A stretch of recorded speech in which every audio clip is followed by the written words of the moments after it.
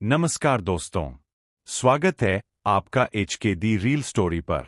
आज हम महाभारत की कथा का तीसरा भाग लेकर आए हैं। इस भाग में हम जानेंगे धृतराष्ट्र, पांडु और विदुर के जन्म की अद्भुत गाथा। पिछले भाग में हमने देखा कि राजा शांतनु और सत्यवती के पुत्र चित्रांगद और विचित्रवीर्य दोनों ही अल्पायु में चल बसे। अब हस्तिनापुर उत्तराधिकारी विहीन हो गया। इस संकट की घड़ी में सत्यवती ने अपने पहले पुत्र महर्षि वेदव्यास को याद किया। सत्यवती का जन्म नाविक कन्या के रूप में हुआ था। युवावस्था में उन्हें महर्षि पराशर से वरदान मिला था और उसी समय से वेदव्यास का जन्म हुआ। वेदव्यास महान तपस्वी और विद्वान ऋषि बने।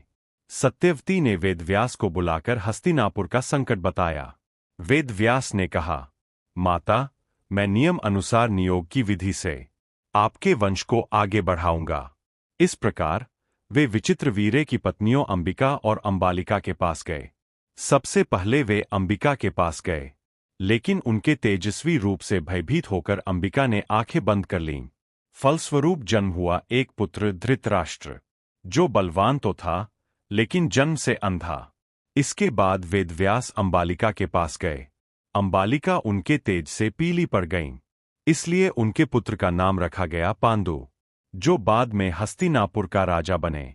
सत्यवती ने एक बार फिर वेदव्यास को बुलाया, लेकिन इस बार उन्होंने एक दासी को भेजा।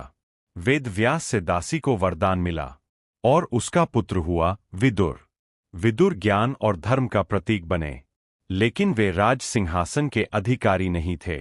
इस प्रकार हस्तिनापुर को मिले 3 राजकुमार, धृतराष्ट्र, पांडु और विदुर।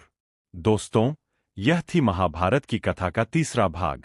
अगले भाग में हम देखेंगे कैसे धृतराष्ट्र और पांडु का विवाह हुआ और कैसे इस कथा में प्रवेश हुआ कौरवों और पांडवों का।